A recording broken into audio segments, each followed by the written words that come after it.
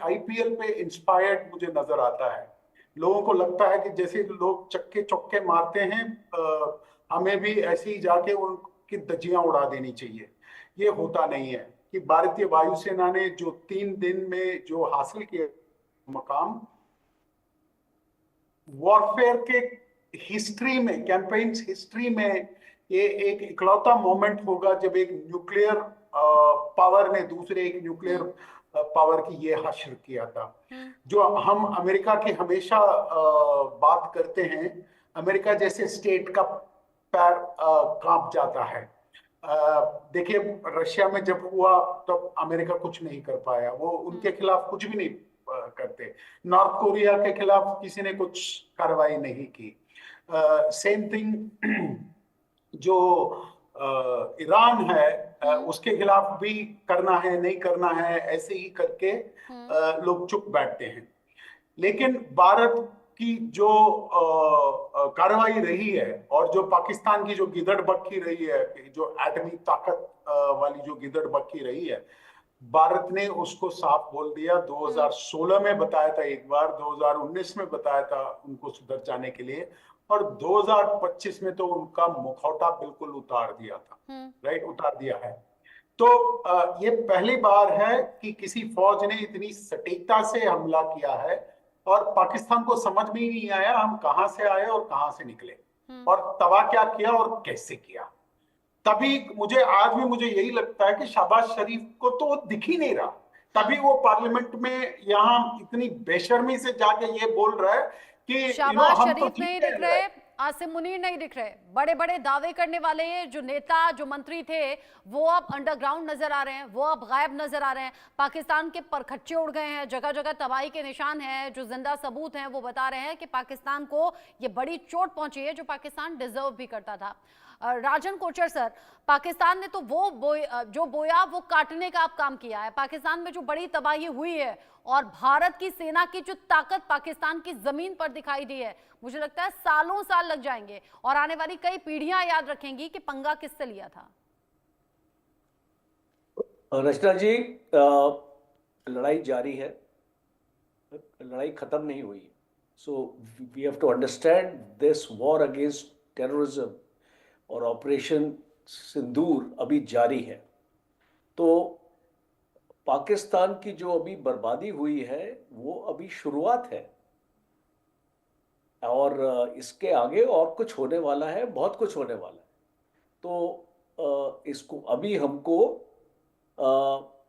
इसको ये नहीं समझना चाहिए कि लड़ाई आपकी खत्म हो गई है 4 दिन के बाद। ये जो भी हम देख रहे हैं मंजर, ये एक एंड स्टेट है, ये एंड स्टेट नहीं है। और हमको पाकिस्तान में जो भी टेररिज्म है, जहां पर भी टेररिज्म है, उसको खत्म करना है, ये हमारी मुहिम है। और आपने प्राइम मिनिस्टर की स्टेटमेंट आपने सुन ली है कि ये लड़ाई अभी खत्म नहीं हुई है। तो अगर हम इसका जायजा लें कि ये 4 दिन में हमने क्या हासिल किया, 3 इंपॉर्टेंट चीजें सामने आती हैं।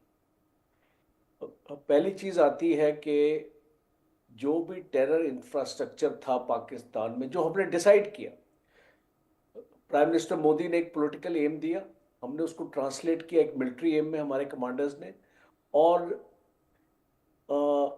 9 टेररिस्ट इंफ्रास्ट्रक्चर को हमने डिस्ट्रॉय किया। पहली चीज। दूसरी चीज, जो पाकिस्तान का बहुत उसकी शान थी, उसका मान था, उसका ईमान था, जो भी आप इसको बोले, उसका एयर डिफेंस सिस्टम, उसको नष्ट किया। उसको हमने बताया कि आप चाइना के साथ भी बैठ रहे हैं, आप टर्की के साथ भी बैठ रहे हैं, ये आपका हश्र होने वाला है कि आपका एयर डिफेंस सिस्टम हमारी एक भी मिसाइल को रोक नहीं सका। हमारी मिसाइल चीर के निकल गई अंदर, चीर हरण हो गया पाकिस्तान में। Number 2 point. Number 3 point, Pakistan ने कभी इमेजिन नहीं किया था कि रावलपिंडी में हमला होगा। आपकी मैं 1971 की तरफ लेके जाता हूं, हम रावलपिंडी तक कभी नहीं पहुंच पाए। आज आपने दिखा दिया कि आप रावलपिंडी तक पहुंच सकते हैं। और रावलपिंडी क्या, उनके आपने आपकी जानकारी के लिए पाकिस्तान के पास 13 ऑपरेशनल एयर बेसेस हैं आज की डेट में। हम्म।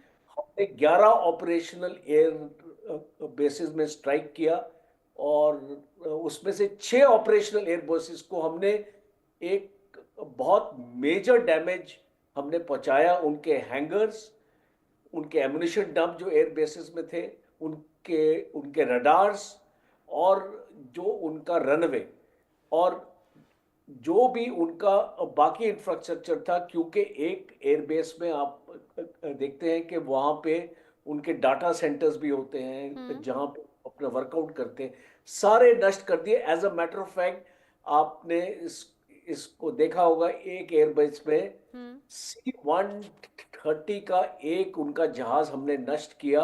हाँ। और वो था नूर खान उनका एयरबेस, उनकी शान है ये एयरबेस। हाँ। यहाँ से सारे पाकिस्तान की वीआईपी मूवमेंट होती है नूर खान एयरबेस से। बिल्कुल। और ये इनका ट्रांसपोर्ट का, जहाँ पे C-130 IL-76 है, हमने एक C-130 वहीं पे नष्ट कर दिया। तो ये एक मैं आपको बता रहा हूँ डेमोन्स्ट्रेशन हाँ। Of capability. यानी कह सकते हैं पिक्चर अभी बाकी है, ये तो बस ट्रेलर था। बिल्कुल। पाकिस्तान हिमाकत अगर कुछ भी करता है गलती से भी, तो ये पाकिस्तान अपने पैर पर कुल्हाड़ी मारने वाला काम करेगा। लेकिन जिस तरह की तस्वीरें अभी हम देख रहे हैं और जो दावे हो रहे हैं, सुधाकरण जी, आपसे मैं ये समझना चाहूंगी, क्योंकि दावे अलग अलग हैं और आप जैसे ऑफिसर्स से मैं ही इस बात को कंफर्म कर पाऊंगी, या फिर इस बात में कितने चांसेस हैं, प्लीज आप दोनों बताइएगा।